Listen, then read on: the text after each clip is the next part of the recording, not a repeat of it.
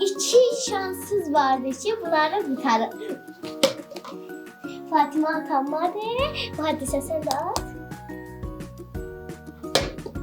Muhaddise 2 de atabildi. Beter.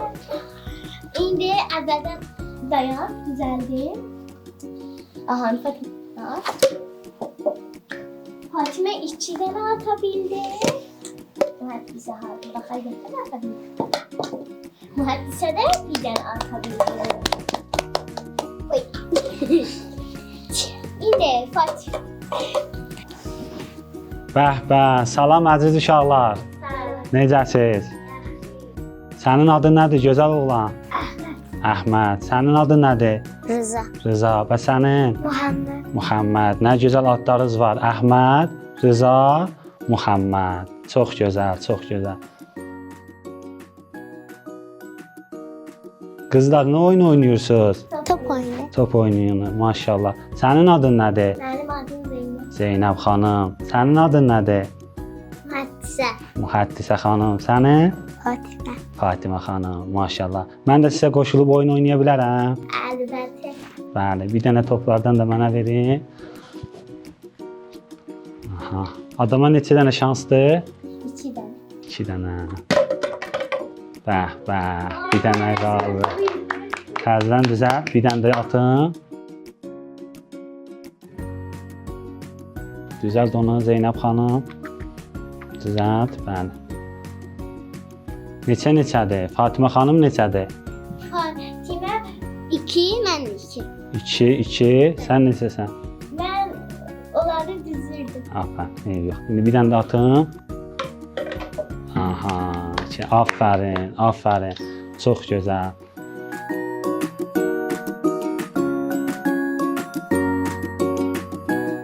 Çəkilin, Dovşan gəlir, Dovşan. Bəh, Dovşan gəlir. Salam Dovşan. Salam. Necəsən? Sağ ol, sən necəsən? Çox sağ olun, biz də yaxşıyıq. İçəri girəndə niyə salam vermədin, ay Dovşan? Yadımdan çıxdı salam vermək. Bəli. Dovşan, içəri girdiyin yerdə insanlar vardırsa, onlara salam vermək lazımdır. Həzrəti Muhammed sallallahu aleyhi və səlləm buyurur. Salam verməyin 70 dənə savabı vardır. 69'u verənin, biri isə alanındır. Heç bilmirdim salamın bu qədər savabı var. Bəli, Bundan sonra hara getsəm salam verərəm. bəli, maşallah, çox gözəl. Bir də uşaqlar, mən bura gələrkən böyük bir bina gördüm. Çox böyük idi. Başında minarə var idi Bəli. və oradan azan səsləri gəlirdi. Dedilər ki, onun adı məsciddir. Siz bizə məscid barədə danışa bilərsiniz? Bəli, Dovşan, düz görmüsən. O yerin adı məsciddir. Mən sizə bu günləri məscid haqqında məlumat verəcəm. Əziz uşaqlar, keçin yerlərinizdə əyləşin. Mən sizə məscid haqqında məlumat verim.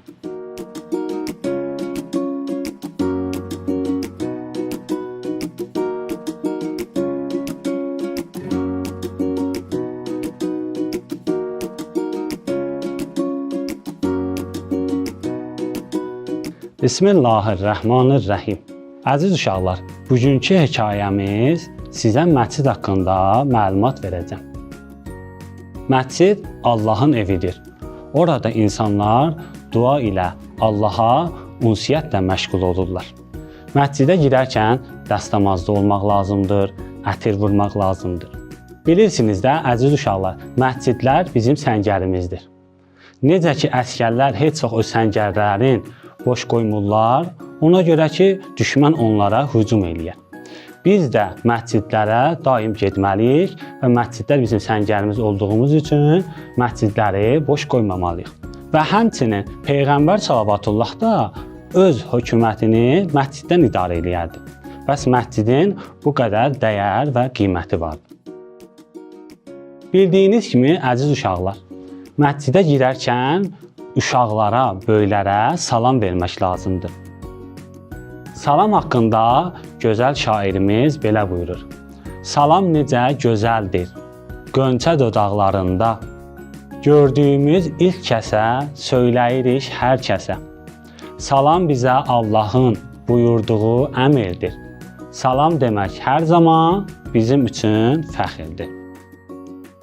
Məscid bəs haradır? Yenə şair deyir.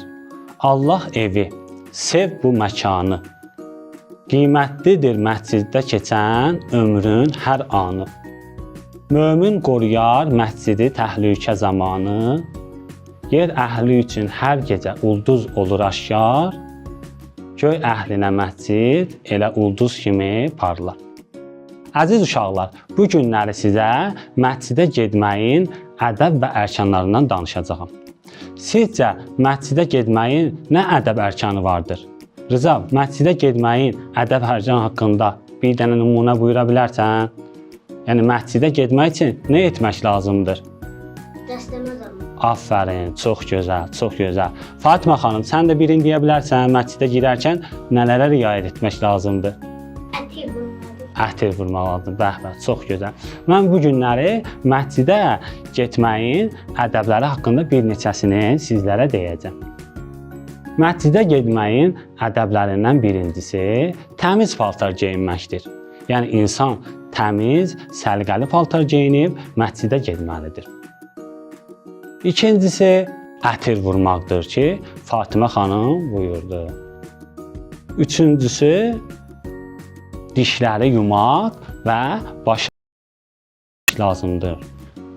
Dördüncüsü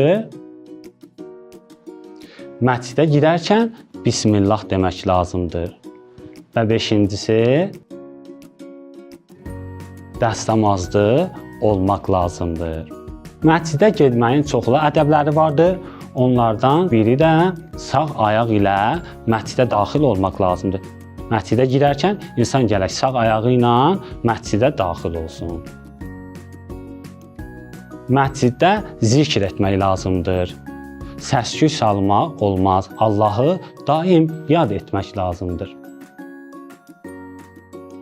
Və məsciddə namaz qılarkən üzü qibləyə olmaq lazımdır. Allahla münacat etmək üçün. Dua etmək və sonuncu səs-küy salmamaq lazımdır. Yəni məscidin içində qaçıb oynamaq, səs-küy salmaq, insanlara maneçilik törətmək, yaratmaq olmaz. Olmaz. Bu gün sizə bir hekayə danışmaq istəyirəm. Əli və Hüseynin hekayəsi. Cümə günü dərs oxuyurdum, birdən həyətin qapısı döyüldü. Saat 12 olardı. Gedib qapını açdım, əmim oğlu idi. Əvvəl salam verib həyətə daxil oldu. Sonra soruşdu, məscidə mənimlə birlikdə getmək istəyirsənmi?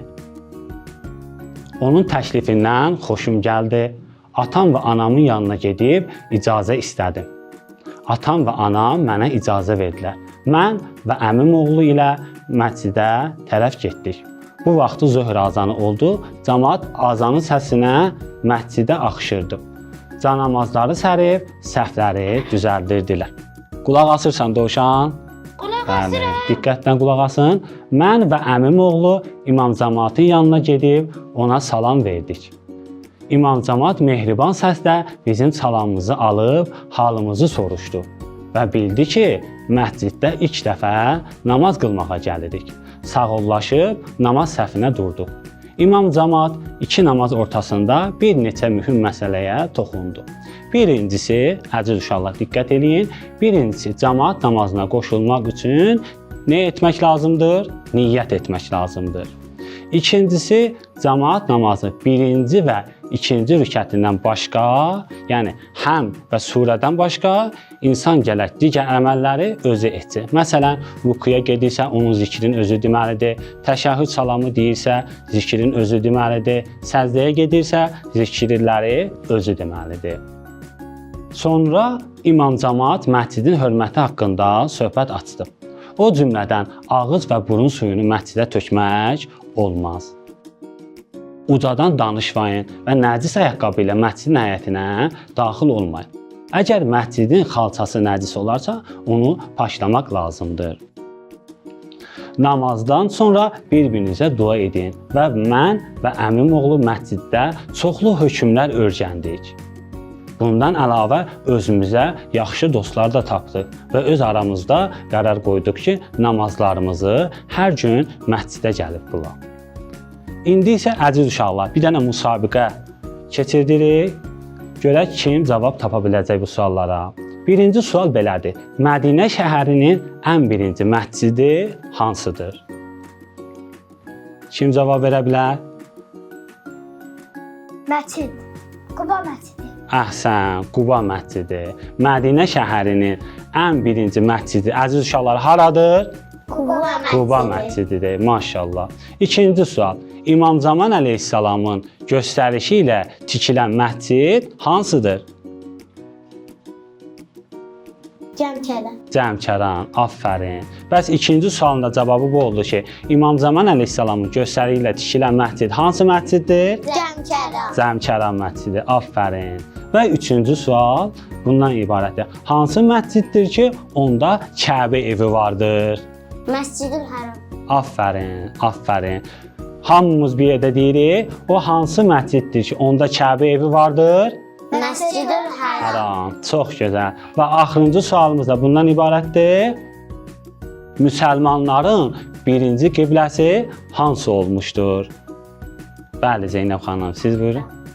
Əqsa məscidi, çox gözəl. Müsəlmanların ilk qibləsi hansı məscid olmuşdur?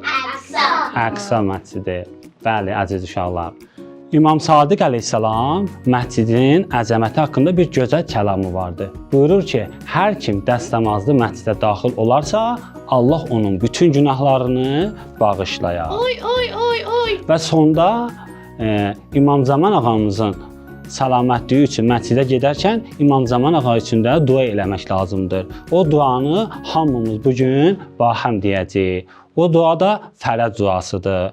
Allahümmə kulli vəliyyikəl Hüccət ibnil Həsən Salavatuka aleyhi və alə abaih fi hazihi sa'a və fi kulli sa'a vəliyən və hafizən və qaidən və nasirən və dəlilən və aynən hatta tusqinahu arzaka tawwa və təməttiyahu fiha təvila.